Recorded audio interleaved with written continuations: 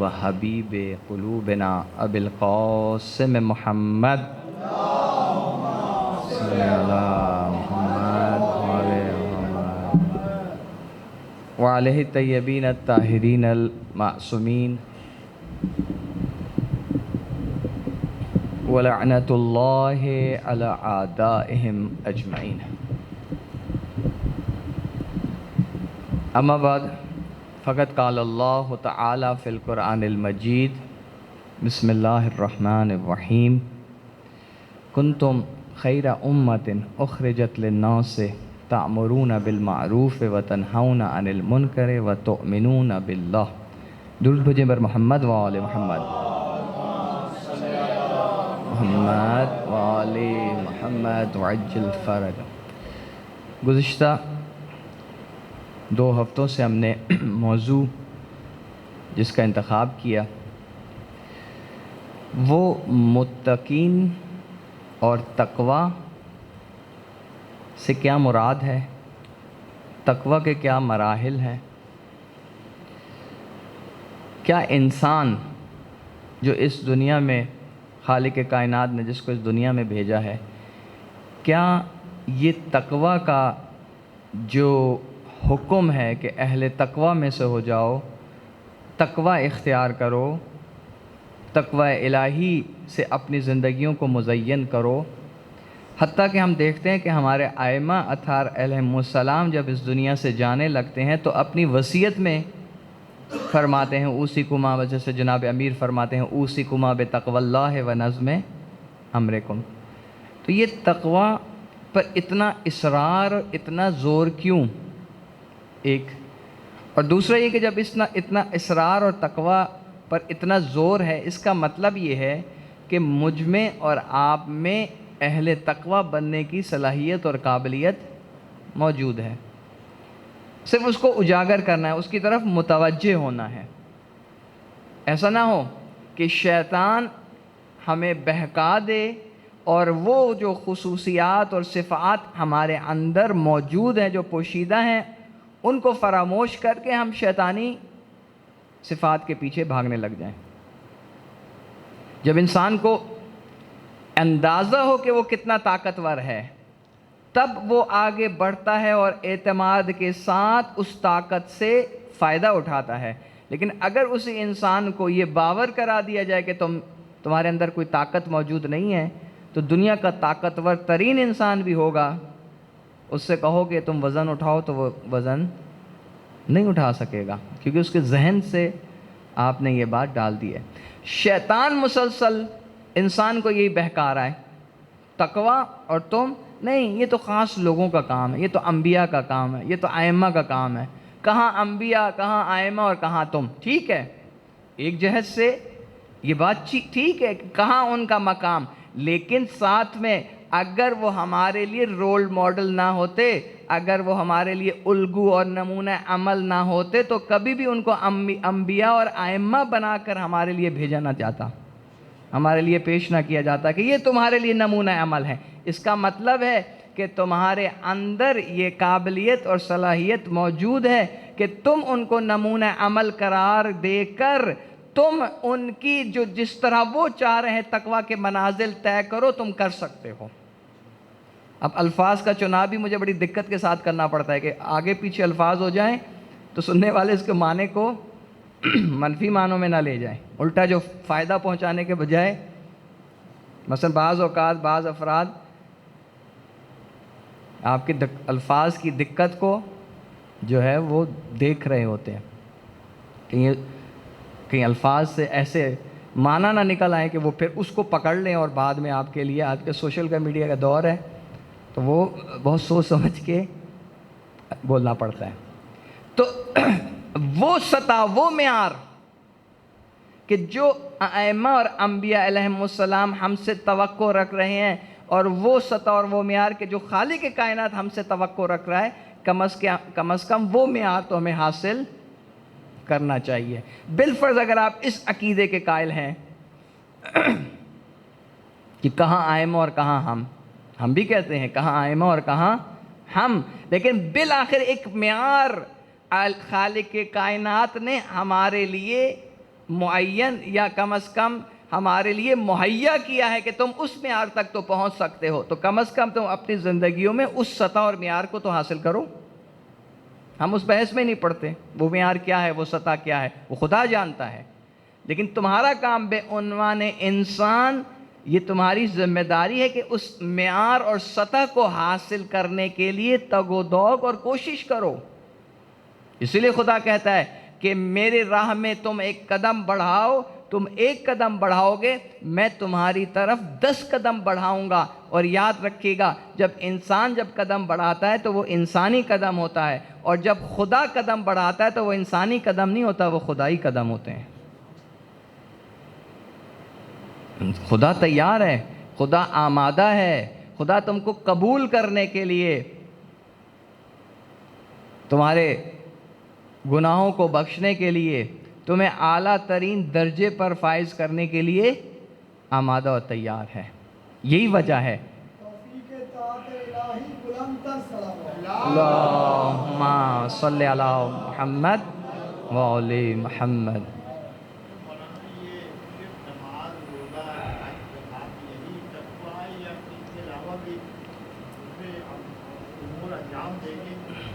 ماشاءاللہ جی، اس میں آپ سے میں ریکویسٹ کروں گا جو میرا پہلا درس ریکارڈڈ ہے اس میں نے واضح انداز میں یہ تقویٰ کے سارے یہ باتیں بتائی ہیں، اور یہ بھی سارے جو مراحل بتا رہا ہوں، پچھلا درس جو تھا گناہ، استغفار، ابھی اسی کو میں آگے جاری کروں گا، یہ سارے ہی تقویٰ میں شامل ہیں، کیونکہ گزشتہ درس میں بتا چکا ہوں کہ ایک انسان کی فردی ذمہ داری ہے اور ایک انسان کی اجتماعی ذمہ داری ہے۔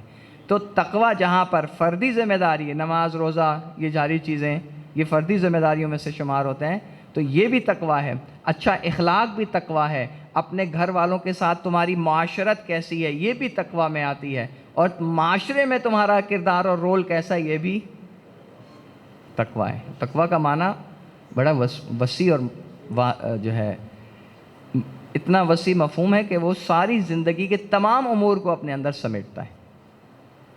اور میں نے یہ پہلے درس میں اگر جو افراد شاید اس پہلے درس میں کم تھے تو اس میں یہی میں نے مثالیں دی تھیں کہ تقویٰ کا معنی ہم بعض چیزوں میں محدود کر دیتے ہیں اور اس کو سمجھتے ہیں متقی پرہیزگار ہے، لیکن لازمی نہیں ہے، وہ اب بھی دیگر ذمہ داریاں اگر اپنی نبھا رہا ہے تو پھر وہ متقی۔ اور جو خوبصورت بات ہے جو میں کہنا چاہتا ہوں، جو معاشرے میں میری جو نگاہ ہے، ہو سکتا ہے غلط ہو، لیکن میری نگاہ یہ ہے کہ ہر انسان کسی نہ کسی تقویٰ کے مرحلے پر فائز ہوتا ہے، مگر یہ کہ وہ قسی القلب ہو، مگر یہ کہ وہ شیطانی صفت رکھتا ہو اور اس سطح پر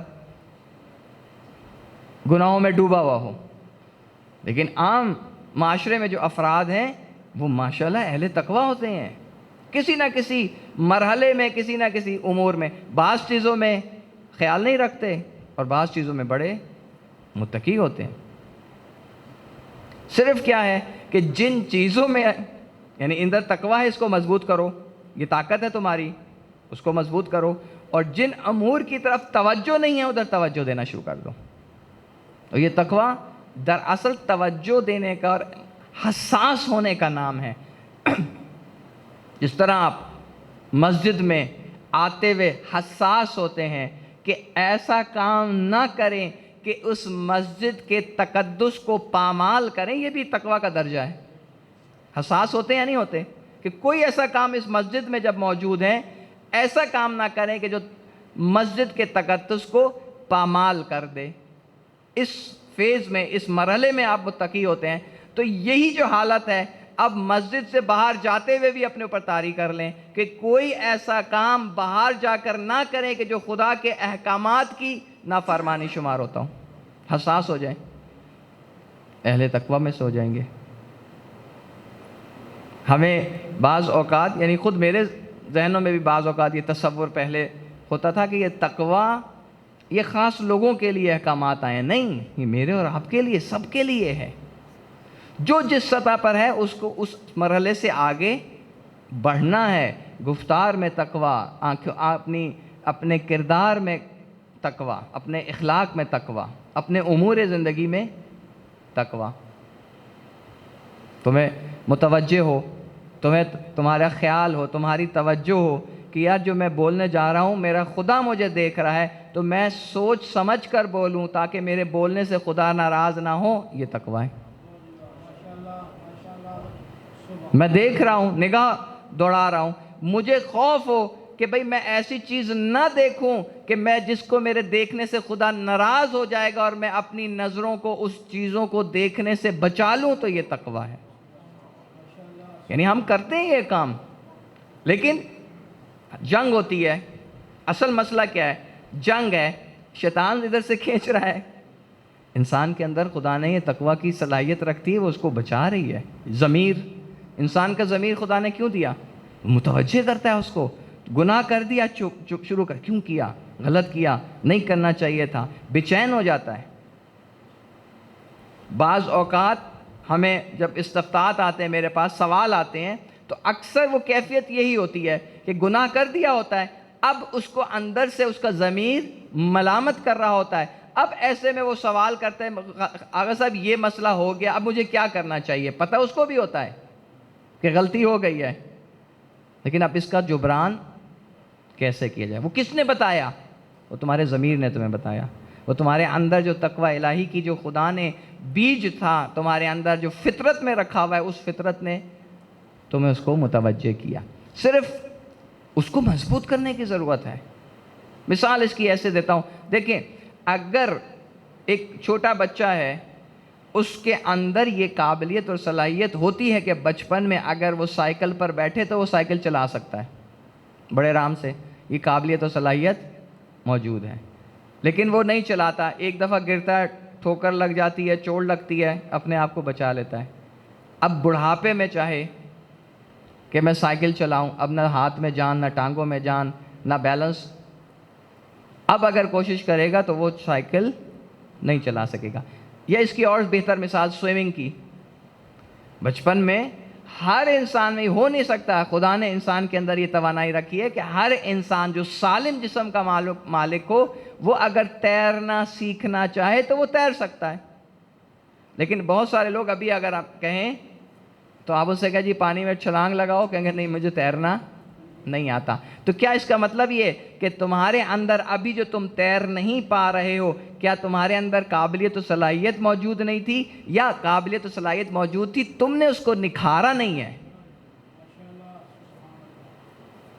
اصل چیز کیا ہے کہ وہ جو تمہارے اندر صلاحیت موجود تھی، تم نے اس کے اوپر کام نہیں کیا۔ لیکن خالق کائنات کا یہ لطف ہے، یہ خدا کا کرم ہے کہ بعض امور میں ہو سکتا ہے انسان کی صلاحیتیں وہ اس قابل نہ رہے، اور وہ بڑی عمر میں جسمانی لحاظ سے ان امور کو انجام دینے کے قابل نہ رہے، لیکن خدا نے توبہ اور استغفار کے دروازے کو کھلا رکھ کر انسان کی زندگی کے ہر لحظے، ہر عمر کے لیے انسان کو تیار اور آمادہ کیا ہوا ہے کہ تم آخر وقت میں بھی استغفار کر لو گے، میں تمہاری توبہ قبول کر لوں گا۔ اس کے لیے تمہاری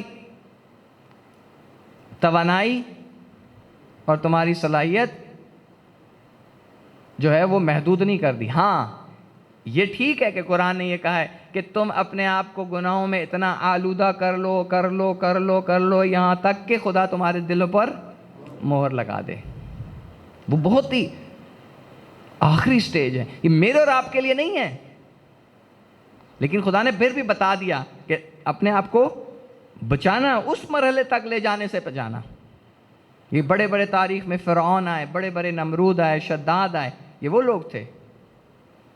اور پھر تاریخ میں ہم نے دیکھے یزید، اور کتنی تاریخ میں شمر،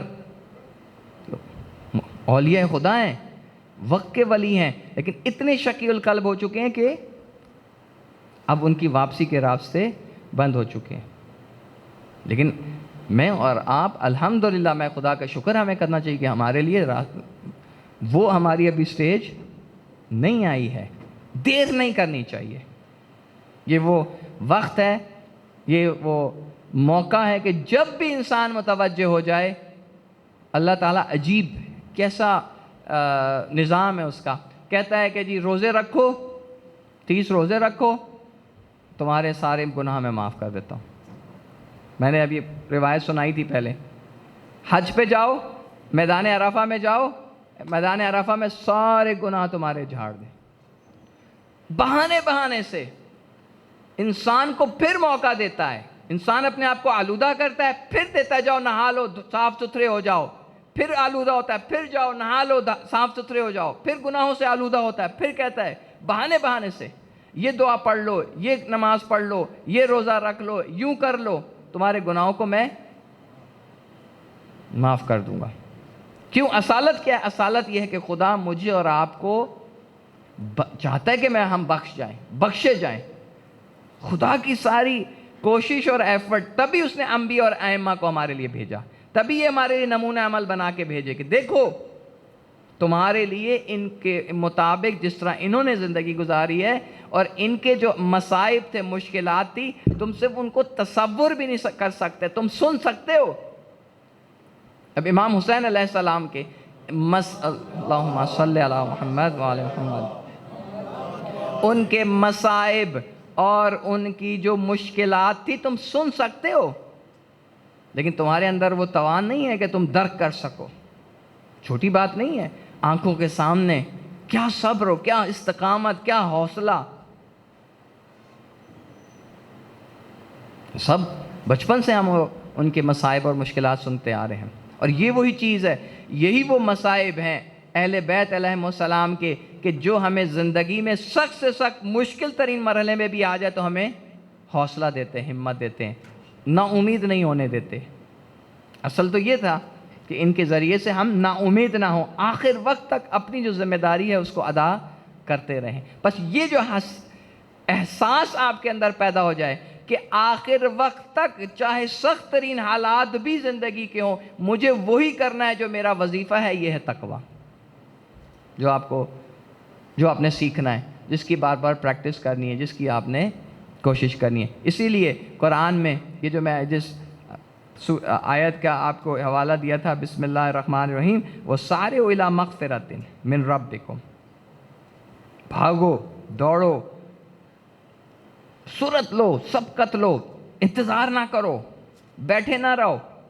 تم دنیا کے امور میں بھاگتے ہو، دوڑتے ہو، آج زمین کا معاملہ ہے، آج فلاں معاملہ ہے، آج مکان کا ہے، آج کاروبار ہے، فلاں چیزیں ہیں. ان چیزوں کے پیچھے بھاگتے ہو، دوڑتے ہو، تمہاری تگ و دوڑ سارا دن، تھک ہار کے رات کو سو جاتے ہو. کاش کہ مغفرت کے لیے بھی اس طرح حساس ہو جاؤ.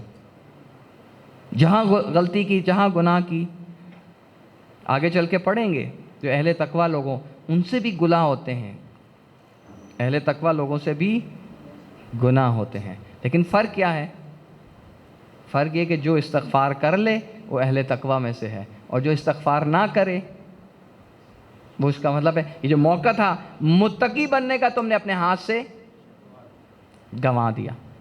تو آیا یہ کوئی بہت مشکل کام ہے کہ اگر تم سے گناہ ہو جائے تو تم سے معافی نہیں مانگی جا سکتی؟ مشکل کام ہے، اور وہ بھی خالق کائنات. یہ نہیں کہہ رہا کہ انسان سے جا کے معافی مانگو. دنیا سے غلطی تم سے ہوئی ہے، اب ساری دنیا میں بیٹھ کے اللہ مجھے معاف کر دو، لوگوں کو کہو، تو میں نہیں خدا چاہتا شرمندہ کرے. تم سے اگر گناہ ہوا ہے، غلطی سے گناہ سرزد ہوگی، ہاں جس سے مربوط ہے اس کو بھی راضی کرو. کسی کا حق چھینا ہے تو اس کا حق واپس کر دو. کسی کو اذیت پہنچائی ہے اس سے معذرت کر لو. صرف اس سے، پورے معاشرے سے اعلان کرنے کی ضرورت نہیں ہے. اور بس میرے پاس آ جاؤ، خاموشی سے دل ہی دل میں اپنے گناہ کا اعتراف کر لو اور ایک جملہ کہہ دو، اللہ میاں آئی ایم سوری، میں تمہاری توبہ کو قبول کرنے کے لیے آمادہ ہوتا ہوں. سارعوا الی مغفرۃ، بھاگو دوڑو، وقت نہیں ہے تمہارے پاس. کیوں؟ اس لیے نہ میں اور نہ آپ، ہم میں سے کوئی گارنٹی نہیں دے سکتا کہ دوسرے لحظے ہم زندہ ہیں یا نہیں. کسی وقت بھی خدا اپنے پاس. انتظار نہ کرو، کل پہ نہ ڈالو. یہ جو ہمارے معاشرے میں بعض لوگوں نے یہ تصور بنایا ہوا ہے کہ گناہ کرتے رہو، آخر میں حج پہ جائیں گے سارے گناہ بخشوا لیں گے. یہ شیطانی تصور ہے. یاد رکھیے گا کہ کرتے رہو گناہ، آخر میں بخشوا لیں گے. تمہیں کس نے کہا کہ یہ آخر میں تمہارے پاس فرصت ہوگی کہ تم یہ کام کر سکو گے؟ سارے ہو الی مغفرۃ من ربکم و جنت، بھاگو دوڑو سرعت اختیار کرو اپنے رب کی مغفرت کو حاصل کرنے کے لیے اور جنت کے لیے۔ عوامی تاثر یہ ہے کہ صرف زبان سے اب یہ استغفار اب یہ گہری چیز ہے، کیوں؟ اس کے آثار بھی بہت ہیں، بہت ہی خوبصورت اس کے آثار ہیں انسانی زندگی پر۔ لیکن پہلے یہ کیا ہے، استغفار کیا ہے؟ یہ عربی زبان سے اگر تھوڑا بہت آشنائی رکھتے ہو، بالکل ابتدائی باتیں، زیادہ گہری باتیں نہیں کروں، تو یہ ہر عربی زبان میں بھی جو لفظ بھی استعمال ہوتا ہے اس کی کوئی اصالت ہوتی ہے، اصل ہوتا ہے۔ تو یہ غفارا، غا، فا اور را، رے، یہ تین ان سے یہ اس کے اصلی لفظ ہیں۔ اور یہ غفرا، غفران۔ غفران کیا ہے؟ غفران یہ ہے کہ انسان یا کلی طور پر کوئی زخم لگ جائے، تو اب زخم لگنے کے بعد اس کے اوپر مرہم پٹی اس طرح رکھی جائے کہ اس کی وجہ سے وہ زخم مندمل ہو جائے، تو اس زخم کے مندمل ہونے کو غفران کہتے ہیں۔ غفرا، غفران، غفرا، یہی جو استغفار کے پھر ہم اس کی طرف آئیں گے، یعنی جو زخم لگا ہے اس کے مندمل ہونا، ایک یہ معنی۔ ایک اسی طرح کا ایک اور خوبصورت معنی خود مقام معظم رہبری انہوں نے یہ مثال دی ہے، بہت خوبصورت مثال۔ آپ چاہ رہے تھے سفر پہ، آپ نے مثال کے طور پر لاہور سے روانہ ہوئے، تقریباً 14-15 گھنٹے کا سفر تھا، اور آپ نے 20 گھنٹے مثلاً 5 گھنٹے آپ نے ریسٹ تیاری اور کر کے رکھا کہ جب میں پہنچوں کراچی تو اس کے بعد میری میٹنگ ہے، اس میٹنگ میں پہنچوں۔ خدا کا کرنا یہ ہے کہ جو 15 گھنٹہ جو سفر کا طولانیہ تھا اس میں آپ نے 10 منٹ کی مختلف جگہوں پہ بریکس رکھی ہوئی تھی، وقفے سے 10 منٹ کہیں رکے، پھر 10 منٹ کہیں رکے۔ کرنا خدا کا یہ ہوا کہ آپ نے وہ جو 10 منٹ کی بریکس تھیں وہ کسی وجہ سے، غفلت کی وجہ سے، چائے پینے بیٹھے گپے لگانے لگ گئے، کوئی مجبوری ہوگی، ٹائر پھٹ گیا، وہ جو وقفہ تھا وہ 10-15 منٹ کے بجائے 1.5 گھنٹے میں تبدیل ہو گیا، 2 گھنٹے میں تبدیل ہو گیا۔ اب آپ کے جو وہ پہنچنے کا وہاں پہ ٹائم تھا اور وہ جو آپ نے وہ رکھا تھا وہ تنگ ہو گیا۔ مثلا آپ نے 10-10 منٹ کے 3 وقفے آدھے گھنٹے میں کرنے تھے، تو ایک ہی جگہ پہ 1.5 گھنٹہ آپ نے لگا دیا۔ اب اس کو کیسے اس سفر میں، ایک تو یہ ہے کہ آپ اپنا وہ جو ادھر پہنچنے کا ٹائم ہے، آرام، اس میں بھی آپ کو لازمی ہے کہ جانا ہے، نہانا ہے، دھونا ہے، کپڑے چینج کرنے ہیں، میٹنگ میں جانا ہے، ایسے اٹھ کے آپ میٹنگ میں نہیں جا سکتے۔ تو اب آپ نے کیا کرنا ہے، یہ جو آپ کا ٹریولنگ ٹائم تھا یہ تھوڑا رہ گیا ہے، تو اب اس کو غفران کیا کہیں گے؟ آپ یہ کہتے پہلے اگر آپ نے اپنی جو پلاننگ کی تھی اس میں 100 کلومیٹر فی گھنٹہ کی رفتار رکھی تھی اور اس میں 15 گھنٹے رکھے تھے، اب کیونکہ آپ کا ٹائم زیادہ لگ چکا ہے تو اب آپ اپنی رفتار کو بڑھا دیں گے تاکہ وہ جو گیپ تھا اس کو کور کیا جائے۔ یہ جو رفتار کو تیز کر لینا ہے تاکہ وہ جو گیپ تھا، جو وقت ضائع کر دیا تھا، اس کو بچا لیا جائے، اس کو کہتے ہیں غفران۔ اب کیا بات کہنا چاہ رہے ہیں؟ بات یہ ہے کہ تم ایک کام کر رہے تھے، خدا کے رستے پہ رواں دواں تھے، تم سے غلطی ہو گئی، گناہ ہو گیا۔ اب اس گناہ کی وجہ سے تمہاری یہ رفتار آہستہ ہو گئی، یا جس تیزی سے تم نے حرکت کرنی تھی اس تیزی سے تمہاری حرکت انجام نہیں پائی، تم پیچھے رہ گئے ہو۔ اب استغفار کیا ہے؟ استغفار یہ ہے کہ اب وہ جو تم گناہ کرنے کی وجہ سے تم اس اپنے قافلے میں یا اس رفتار سے جو تمہاری سست پڑ گئی ہے، اب تم استغفار کر کے اپنی رفتار کو تیز کر دو، تیزی کے ساتھ خدا کی طرف حرکت کرو، سست نہ ہو جاؤ۔ گناہ کرنے کے بعد اب تم اگر چاہتے ہو استغفار کرو تو اب تمہیں زیادہ محنت کرنی ہے، کیونکہ تم دوسروں کے مقابلے میں اب پیچھے رہ چکے ہو، تمہیں اب اس سرعت اختیار کرنی ہے تاکہ تم اپنے دنیاوی امور میں اس طرح اپنے آپ کو زیادہ خدا کے نزدیک کرنے کی کوشش کرو، زیادہ حرکت کرو، زیادہ فعالیت کرو، زیادہ کام کرو، تاکہ وہ تو پرانے جو تمہارے گناہ کی وجہ سے تمہاری رفتار آہستہ ہو گئی تھی اس کا جبران ہو سکے۔ یہ ہے تمہارے لیے استغفر۔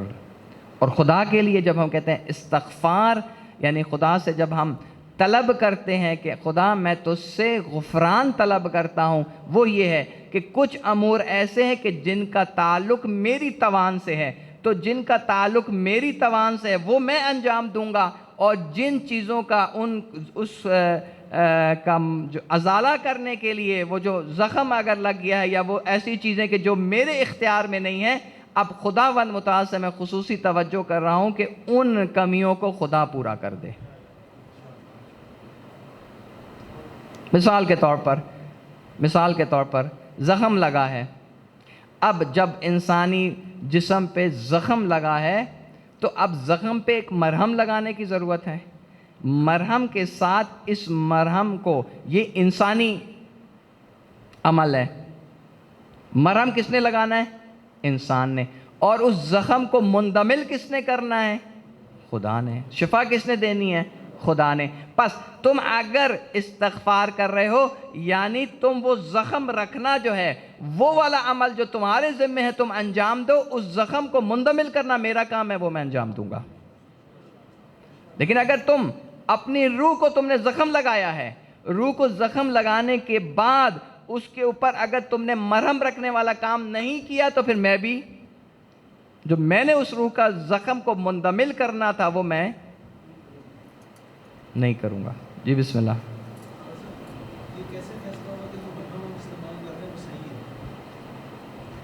اس میں آیات و روایات اور اسی طرح اہل علم سے سوال کر کے ان سے پوچھنا ہوگا، ٹھیک ہے۔ اب میں آپ کو چند ایک مراحل بتاتا ہوں مرہم رکھنے کے۔ یہی سورہ طٰہٰ کی آیت نمبر 20 ہے ظاہراً، سورہ طٰہٰ آیت نمبر 20۔ بسم اللہ الرحمن الرحیم،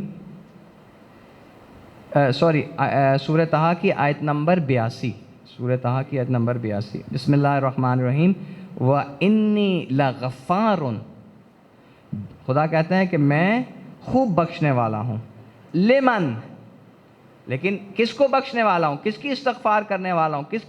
کس کے جو گناہ کی وجہ سے جس نے اپنے روح کو جس نے زخم لگا دیے ہیں اس کو میں بخشنے والا ہوں، زخم کی تلافی کرنے والا ہوں، لیکن کس کے؟ لمن تابا، جو توبہ کرے، یعنی پلٹ آئے۔ توبہ یعنی پلٹ آئے، اس رستے سے اپنے آپ کو دوبارہ واپس لے آئے۔ وہ جو گناہ کا رستہ تھا، پہلا استغفار کہہ کہ اس رستے سے اپنے آپ کو جدا کر لے۔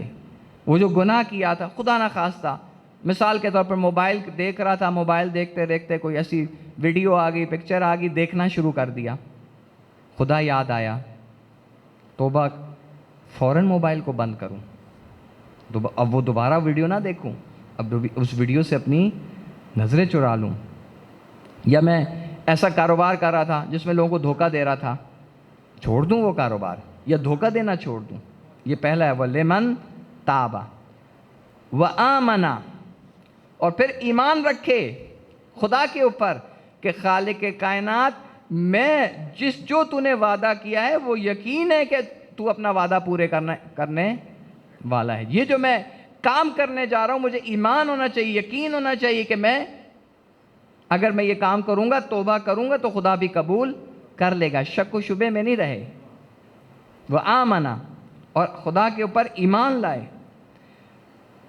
وَعَمِلَ صَالِحًا، اور عمل صالح انجام دے۔ اس وقت کے جو تم نے عمل صالح، کیا ہوتا ہے عمل صالح؟ یہ ہوتا ہے، ہم تو کہتے ہیں نا اچھا عمل، نیک عمل۔ جب صالح کہہ جاتے ہیں مراد یہ ہوتا ہے کہ اس وقت کے لحاظ سے مناسب عمل۔ مثال کے طور پر اگر تم سے روزہ چھوٹا ہے، روزہ تم سے چھوٹا ہے، تو عمل صالح کیا ہے؟ اس روزے کی قضا کرو۔ ہزاروں کام کرتے رہو، روزے کی قضا نہ کرو، یہ عمل صالح اس کے لیے نہیں ہے۔ یعنی ہر کام کی اس لیے عمل صالح خدا نے ایک فارمولہ دے دیا، جو غلطی ہوئی ہے اس غلطی سے مناسبت رکھنے والا عمل انجام دو۔ مثال کے طور پر اگر خدا نخواستہ کسی کا حق چھینا ہے تو عمل صالح کیا ہے؟ اس کا حق اس کو واپس کرو۔ یہاں پہ اب نمازیں پڑھتے رہو، حج کرتے رہو، یہ عمل صالح اس گناہ کی مناسبت سے عمل صالح نہیں ہے۔ کیا مراحل کیا بتا رہے ہیں خالق کائنات کہہ رہا ہے کہ وَإِنِّي لَغَفَّارٌ، میں غفار ہوں، میں گناہوں کو بخشنے والا ہوں، لیکن کس کے لیے؟ لمن تابا، جو پلٹ آئے، چھوڑ دے، واپس آ جائے، وآمنا، ایمان لے آئے خدا کے اوپر، دوبارہ سے پختہ ایمان، قوی ایمان، خدا کے وجود پر ایمان، خدا کی مغفرت پر ایمان، خدا کی رحمانیت اور رحیمیت کے اوپر ایمان، وعمل صالحا، اور عمل صالح انجام دے، سمت تدا، اور اس کے بعد اس پر قائم رہے، یعنی کوشش کرے۔ میں یہ کہتا ہوں کہ سمت تدا یعنی محکم ارادہ کرے کہ اب نہیں میں نے اپنے آپ کو اس ماحول میں، اس فضا میں لے کے جانا کہ جو مجھے گناہ کی طرف لے کے جاتے ہیں، ڈٹ جائے کہ نہیں اب دوبارہ یہ گناہ نہیں کرنا۔ البتہ میں پھر بتاؤں کہ یہ بھی شیطان انسان کو مایوس کرتا ہے کہ اگر کرنے کے بعد سچے دل کے ساتھ، میں کہتا ہوں توبہ سچے دل کے ساتھ ہونی چاہیے، پروردگار واپس آ گیا ہوں، لیکن پھر بھی اگر کوتاہی ہو جاتی ہے، پھر بھی وہی دوبارہ گناہ اگر تکرار ہو جاتا ہے تو پھر دوبارہ بھی واپس آئے، دوبارہ بھی پلٹے، دوبارہ بھی 100 دفعہ بھی۔ ایک شیطان سے پوچھا، یا کوئی واقعہ کسی نے نقل کیا، اب وہ جو ہے ایگزیکٹ میں بول رہا ہوں کہ شیطان بیان کر رہا ہے یا کوئی اور بیان کر رہا ہے، یہ واقعہ اپنی پریشانی بیان کر رہا ہے یا جو بھی ہے، مفہوم بہت خوبصورت ہے۔ ایک جوان صبح کو اٹھ کے جا رہا تھا نماز پڑھنے کے لیے، تو پڑھتے پڑھتے کیا ہوا کہ وہ شیطان آیا اور اس نے اس کو پاؤں اس کے آگے کیا، وہ الجھ کے گرا، اس کے کپڑے گندے ہو گئے۔ وہ جوان دوبارہ بھاگا گیا، کپڑے چینج کیے، پھر دوبارہ مسجد کی طرف جانے لگا، پھر شیطان نے آگے پاؤں کیا، الجھ کے گرا، وہ جلدی واپس بھاگا، پھر کپڑے بدل کے پھر نماز کی طرف بھاگنے لگا۔ تو اب تیسری دفعہ وہ شیطان چراغ لے کے کھڑا ہو گیا۔ پوچھنے والوں نے پوچھا مثلاً کہ یہ کیا، پہلے 2 دفعہ گرایا، اب تم خود اس کو رہنمائی کر رہے ہو؟ تو ان کا 2 دفعہ گرنے کے بعد جب وہ دوبارہ کپڑے تبدیل کر کے جب خدا کی بارگاہ میں بھاگا اور دوڑا، تو میں نے دیکھا کہ اس کا اجر جو اس نے نماز پڑھنی تھی اس سے بھی کہیں زیادہ اس کو مل رہا تھا۔ میں ڈر گیا کہ تیسری دفعہ میں نے اس کو گرایا تو پھر اس کا مقام کہاں تک ہو جائے گا۔ تو یہ انسان ہے، دھک و دوڑ، کوشش، محنت، شیطان مایوس ہو جائے۔ اصل خوبصورتی یہ ہے، کہتے ہمارے ایک استاد تھے، انہوں نے یہ کہا کہ ہمیں شیطان سے کچھ چیزیں سیکھنی چاہیے۔ وہ کیا ہے؟ کہتے ایک کہ وہ کبھی نا امید نہیں ہوتا، لگا رہتا ہے انسان کو بھٹکانے کے لیے۔ تو پھر تم بھی سیکھو شیطان سے، تم بھی لگے رہو اس کو شکست، نا امید نہ ہو، ہتھیار نہ ڈالو، کوشش کرتے رہو، خدا مدد کرتا ہے۔ پھر ماحول بناؤ، فضا بناؤ، خدا بھی انسان کا ہاتھ تھام لیتا ہے۔ تو 4 مراحل ذکر کیے گئے ہیں۔ جی بسم اللہ۔ جس طرح ہم نماز پڑھتے ہیں یا روزہ رکھتے ہیں، کوئی بھی نیک عمل ہے اس کا ظاہر بات ہے کہ اس کے گناہوں کا کفارہ بھی خدا معاف کر دے گا۔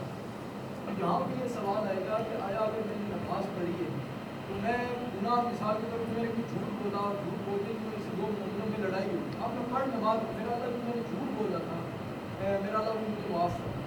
تو یہاں پہ آیا وہ خدا مجھے وہ جھوٹ معاف کرے گا یا مجھے وہ مومن کی طرف پلٹنا پڑے گا، اس سے بات نہیں؟ بالکل ایسے ہی۔ دیکھیں میں نے کہا عمل صالحا کی میں نے مثال یہ دی تھی۔ عمل صالح کیا ہے؟ یہی ہے کہ جو آپ نے غلطی کی اس کا ازالہ تو کریں۔ اس کو اگر آپ نے 2 بندوں کے آپ کے جھوٹ کی وجہ سے اپنے اندر جرت پیدا کریں، یا ائمہ کہا کرتے تھے خالق کائنات ہمیں اس دنیا کی ذلت قبول ہے، آخرت کی ذلت قبول نہیں ہے۔ زیادہ اپنے آپ کو ذلیل کرنا ہے نا، اپنی اس نفس کو مارنا ہے، اس دنیا میں مار لو، معذرت کہو بھائی، اور آپ دیکھیے گا اس کے اثرات مثبت ہوتے ہیں. میں نے تو ہمیشہ دیکھا ہے جب انسان اپنی غلطی کا اعتراف کرتا ہے تو وہ زیادہ اس کی تاثیر ہوتی ہے.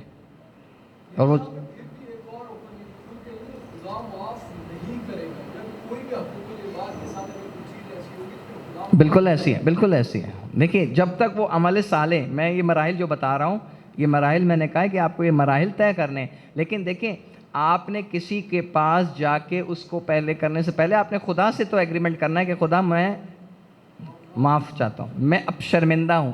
لمن تابہ کیا ہے؟ شرمندگی. وہ شرمندگی ہوگی تو پھر آپ جا کے لمن تابہ و آمنا و عمل صالحہ، اور اس کے بعد عمل صالح ثم اہتدی، پھر اس کے اوپر ڈٹ جانا، قائم رہنا. یہ 4 مراحل. جی بسم اللہ. یہ ہے کہ ایک ہے تقویٰ، جی ایک ہے تقوی کا درجہ کمال.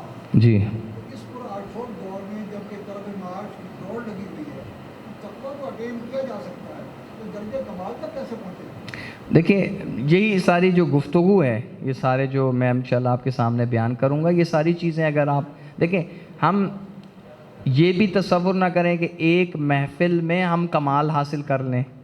اس کے لیے تگ و دوگ ہے، کوشش ہے، بھاگ دوڑ ہے. تو یہ ساری چیزیں جو قرآن نے ذکر کی وہ میں آپ کے سامنے پیش کروں گا، وہ مراحل اور وہ چیزیں. تو انشاءاللہ آہستہ آہستہ ان پہ کام کریں گے تو خدا بھی مدد کرے گا. ٹھیک ہے جی. مولا فرماتے ہیں کہ وہ معمولی سا گناہ جس کے بعد تم ندامت محسوس کرو اور استغفار کرو، اس بہت بڑی نیکی سے افضل ہے جس کے بعد تم تکبر کرو. ایسی ہے، بالکل ایسی ہے کہ اس کا اجر زیادہ ہے توبہ کرنے خدا کی بارگاہ میں. دیکھیں میں پھر یہ کہوں گا کہ انسان کا جو جس طرح کا وجود ہے اور وہ ہے، اس میں غلطی ہو جاتی ہے. لیکن شیطان کیا کہتا ہے؟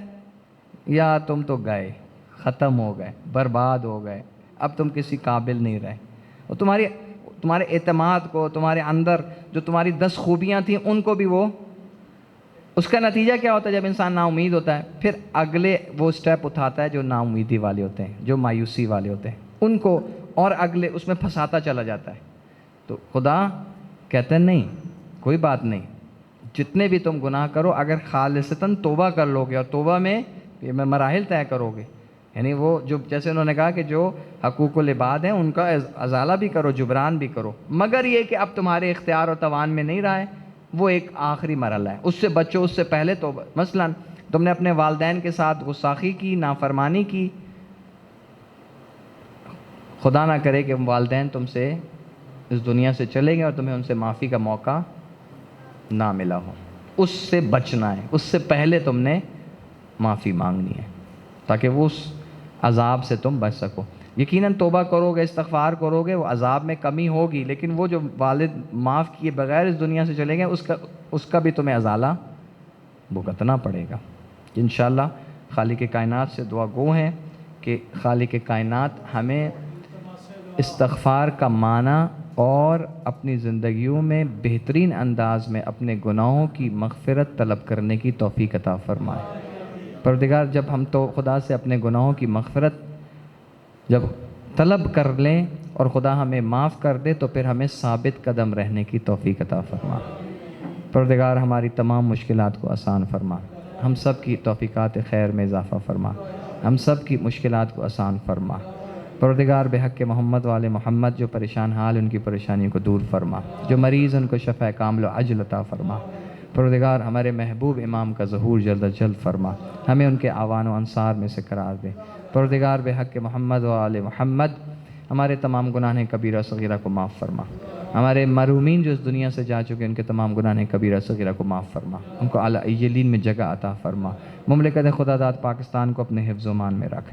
دشمنان اسلام، دشمنان اہل بیت اگر قابل ہدایت ہے تو ان کی ہدایت فرما، اور اگر قابل ہدایت نہیں ہے تو ان کو نیست و نابود فرما. پروردگار تو علیم ہے، خبیر ہے، تو ہمارے دلوں کے بھید جانتا ہے. بہت سے لوگوں نے التماس دعا کہا ہے، بہت سے لوگوں کی خواہشات ہیں، پروردگار ان سب سے آشنا ہے. ہماری بہت سی دعائیں ہیں، بحق محمد و آل محمد ان تمام دعاؤں کو، خواہشات کو، آرزوؤں کو اپنی بارگاہ میں قبول و منظور فرما.